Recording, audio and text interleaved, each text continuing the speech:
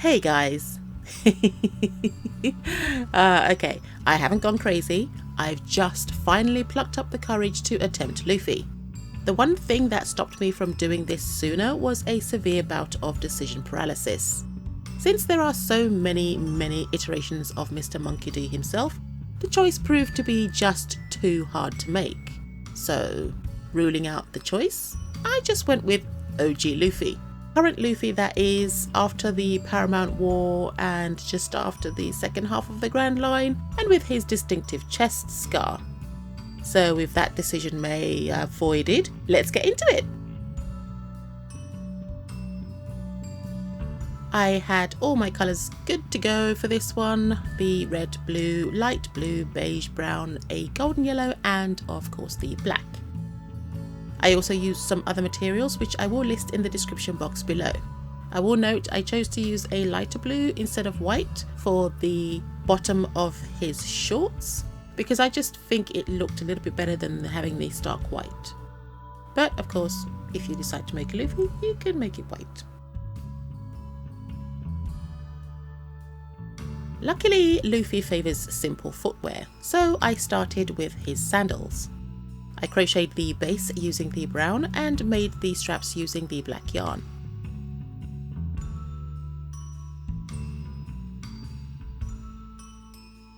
I then sewed the straps onto the base to get the basic sandal. However, at this point, it was a little on the floppy side, so I added a layer of corkboard to the sole to provide some structure.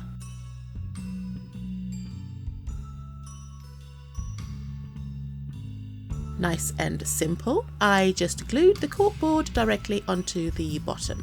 I made 2 of them and put them aside for now because they are complete and I won't be needing them until later on.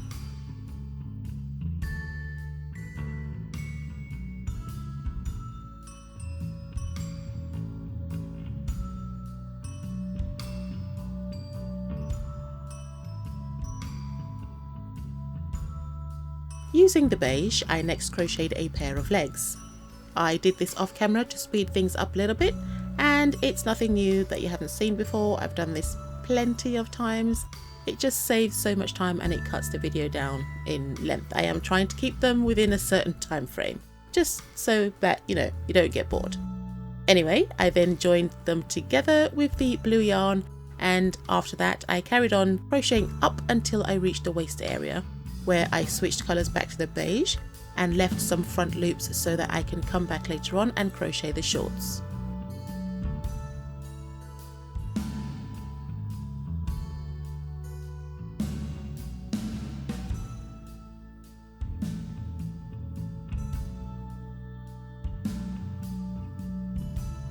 After cutting off the tail end of my working yarn, I made a start on the shorts.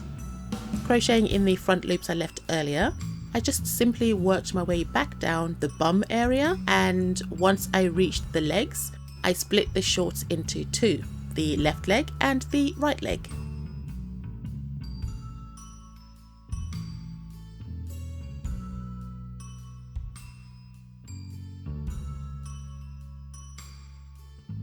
After crocheting one side in the blue, I then switched to the light blue for the bottom shorts seam.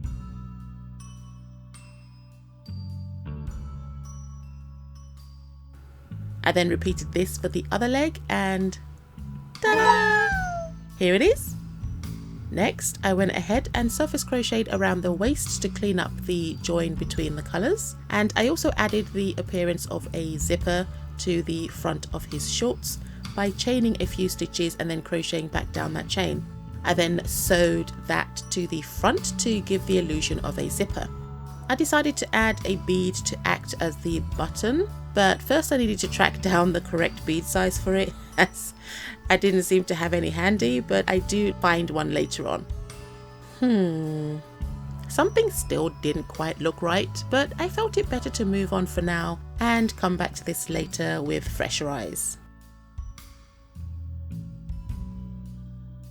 Once the shorts were done, I went back and carried on up the torso until I reached a point where I needed to insert the arms.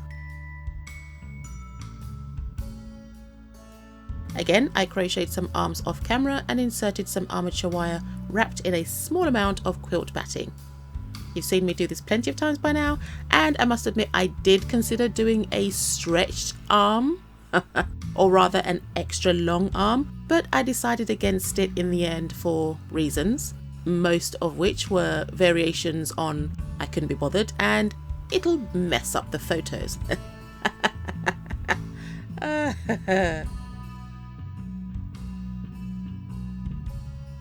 After attaching the arms, I went back to the zipper on the shorts for a bit. It still didn't look right to me. I tried again and made a longer chain to try and make it lay flatter to the body. I also added some chain stitches to give the impression of pockets. Okay, so now I need to pause here because this bothers me. Why does Luffy have so many pockets when he uses none of them? And Nami, who has 0 pockets, seemingly manages to pull out her or even have her claim attacked her out of nowhere. Even in anime, male protagonists have more pockets than any living female. Make it make sense. Anyway, moving on. I was happier with the shorts now, so I went back to finish off the head and added in the safety eyes off camera.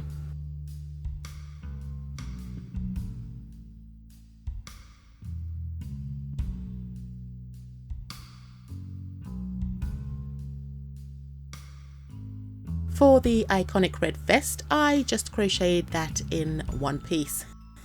Pun detected. Rather than doing it in panels.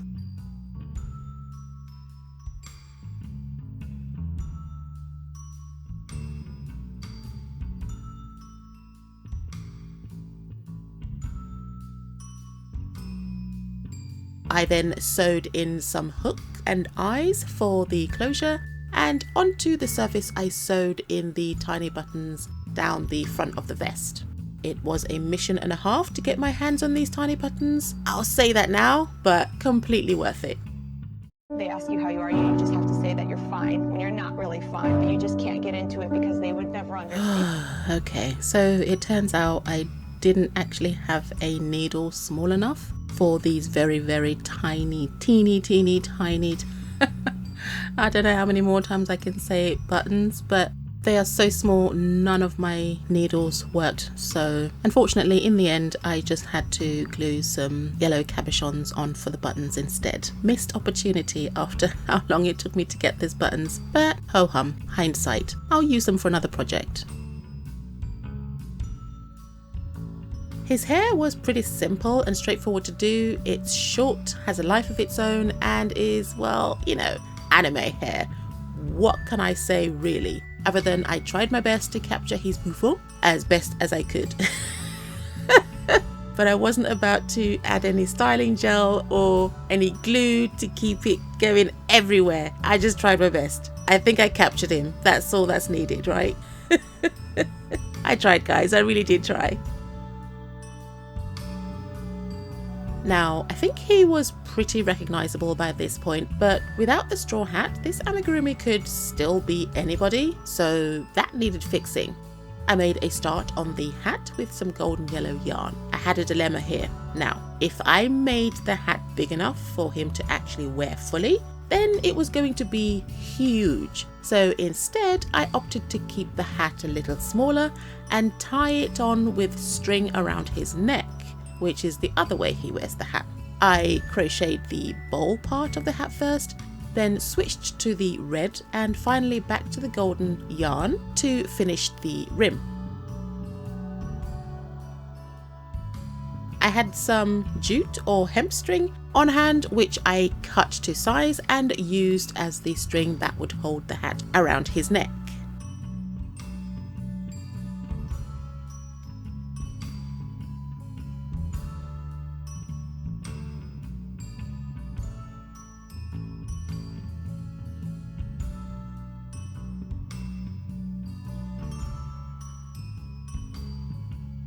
Now, Luffy isn't Luffy unless he has his scars, his very distinctive scars. So I went back and embroidered the scar under his left eye first.